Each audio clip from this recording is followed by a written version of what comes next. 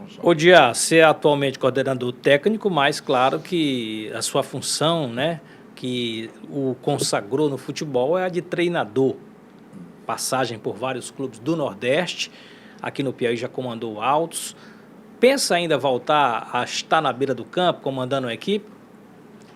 Eu acredito que, assim, o futebol é uma cachaça, né? E a gente, o importante é você estar dentro ali, né? Eu conversei quando recebi essa proposta, que o Almir foi me contratar, foi a Natal, né? Tinha recebido o convite do presidente, eu falei para ele que não, esse ano, estando nessa função, eu não iria para o campo, né? E eu quero cumprir isso aí, né? Talvez seja uma nova função que a gente começa no futebol, porque a idade vai chegando para todo mundo, né? Esses garotos novos aí estão com apetite até maior, né? Claro que a gente tem esse apetite ainda, tem essa vibração. Eu vivo futebol 24 horas e tenho muito para contribuir no futebol ainda, né? Eu que trabalhei ao longo desses anos aí, posso dizer que sou um vencedor na carreira. Eu tive 3 acessos, né, nesses 30 anos de carreira, teve 8 títulos, né? E não é fácil, né? Você trabalhar ao longo desse período aí, sem empresário, sem apoio quase que de ninguém. E a gente saiu de Natal muito cedo para conseguir, por esse país afora aí, trabalhar em grandes clubes do futebol brasileiro e sempre com boas passagens nos clubes que eu passei. O senhor fala aí em passagem por vários clubes do futebol brasileiro, algumas marcadas por um tempo muito curto, passagens curtas, né? O que é que você atribui a essas passagens curtas? Um acordo, algo que lhe foi oferecido, prometido e não cumprido? Porque, de certa forma, geraram algumas polêmicas, algumas passagens curtas por alguns clubes do futebol brasileiro. Não, isso é verdade. Não só eu, como todos os profissionais hoje estão passando por essa dificuldade, né? Depois que o futebol mudou muito, né? E hoje a internet, a rede social, hoje quem mais entende de futebol é nós que somos treinadores, né? E depois da pessoa do executivo de futebol, que eu acho que o executivo de futebol, não tenho nada contra, mas ele devia exercer a função de executar os trabalhos na estrutura organizacional, e eles se metem muito no futebol, né? Às vezes sem aquela experiência, né? Hoje você coloca uma camisa social e coloca uma conversa bonita e faz um curso na CBF, e você acha que entende mais de bola do que todo mundo. Então, isso aí tem atrapalhado bastante o futebol brasileiro, não só os executivos, como alguns maus empresários do futebol brasileiro. Então, você dificulta para qualquer treinador brasileiro, não só para Francisco Diá, mas como alguns aí. Então, você vê que hoje a vida de treinador de futebol ela é curta nos clubes que passa, vive muito de resultado. Às vezes você perde 2, 3 partidas e você é mandado embora, né? Às vezes também cabe ao dirigente tirar aquela culpa, aquela responsabilidade, e tudo isso que faz o treinador com passagens curtas. E eu que não faço contrato nos clubes, né? Eu vivo muito de resultado, mas eu tive passagens também, passagens longas e vitoriosas, como foi na equipe do Campinense, onde eu tive 3 passagens, com 2 títulos e um vice-campeonato. Tive 2 anos lá no Campinense, um ano e meio, 1 ano e 6 meses no Sampaio Corrêa, 1 ano e meio no Icasa, naquela campanha histórica de 2012, depois com acesso à Série B do Campeonato Brasileiro, deu continuidade, quase sobe para A. Então a gente tem passagem longa também nos clubes, no ABC do Natal, onde fui campeão invicto, né? No próprio Ferroviário, a gente teve algumas passagens longas. Mas hoje o futebol brasileiro, não só eu, como muitos, né? Você tem vida curta no futebol, tem treinador aí passando 20 dias num clube, 2 meses num clube, e a rotatividade do treinador ela tem sido constante no futebol brasileiro. Eu acho que é um erro. Você tem que dar continuidade ao trabalho, né? Muitas vezes você vai para um clube para tentar salvar do rebaixamento, não consegue. E essas coisas que acontecem no futebol. Por exemplo, eu fiz um grande campeonato aqui, esse ano, no Altos Futebol Clube, onde tive uma Copa do Nordeste que a gente estava brigando ainda pela classificação. A gente não perdeu para nenhum clube de Série A nem de Série B, onde teve aquela vitória histórica do Fortaleza, e fui eliminado nos pênaltis, onde todo mundo, pela uma boca só, falava que era a melhor equipe, né? Mas a gente não conseguiu o resultado e automaticamente caiu para o treinador. Eu fui demitido, né? E o próprio assumiu outro profissional, também fez um grande trabalho e, por sua vez, foi demitido também nos pênaltis na Série C do Campeonato Brasileiro. Então, são coisas do futebol, né? A gente costuma dizer que, às vezes, não cabe a gente, né? Mas a gente tem tido êxito nas equipes que a gente passou E eu tenho certeza que isso é um dos motivos que a gente, atrás de uma estabilidade maior de emprego, a gente está nessa nova função. O senhor falou aí sobre a instabilidade dos treinadores de futebol no Brasil. O técnico Renato Gaúcho, que comandava até essa semana o Fluminense, criticou e também se queixou da internet, né? Muitas pessoas hoje utilizam as redes sociais, a internet, para criticar, para cornetar os treinadores de futebol. Isso incomodou o Renato Gaúcho, ele pediu demissão do Fluminense. Você acha que isso hoje tem dificultado o trabalho dos treinadores, as redes sociais, a internet também, que tem muita gente aí que não entende sim de futebol, como disse o próprio Renato Gaúcho, e dá muito pitaco, dá muita cornetada no trabalho dos treinadores?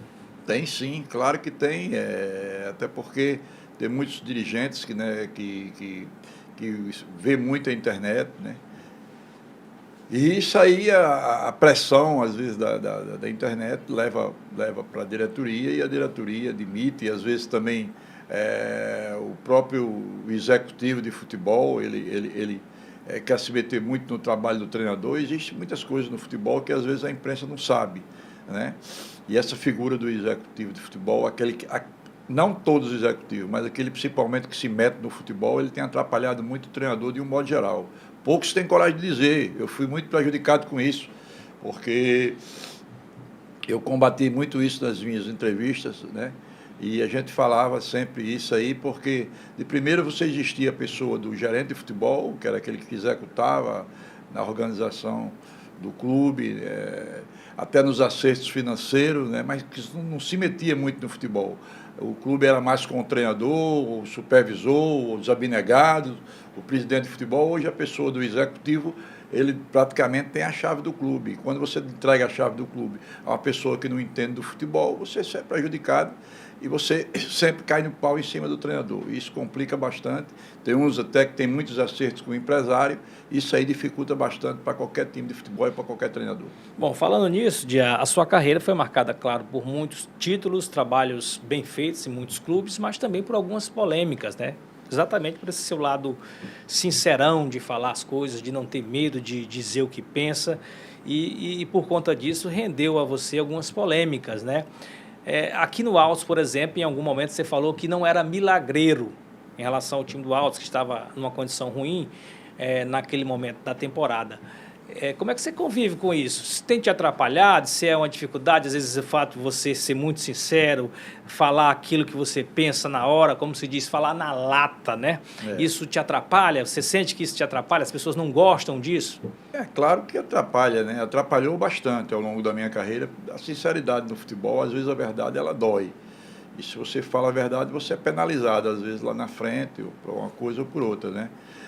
Mas muitas vezes você fica também calado e você sai sempre culpado. Então, essas coisas eu prefiro falar o que eu sinto, falar a verdade. Eu não tenho essa papa na língua para não ficar calado, entendeu? Eu não engulo as coisas calado. Então, a gente tem que falar a verdade, e eu acho que a verdade é importante você falar no futebol. Nunca se arrependeu de nada que você tinha dito depois? Não, nunca me arrependi, porque naquelas próprias minhas palavras, com tudo isso, depois eu mesmo voltei para o próprio Altos, né? Eu que comecei no Altos em 2017, fiz um trabalho brilhante naquela oportunidade, saí daqui invicto, tive de ir até para o Sampaio Corrêa, depois tive outras passagens por lá.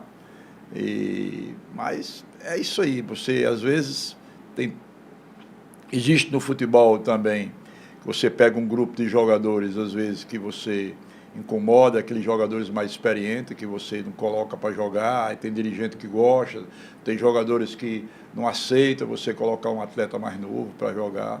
Isso tudo são alguns obstáculos que o treinador encontra dentro de um grupo de futebol, que você se prejudica depois se você tira um atleta daquele.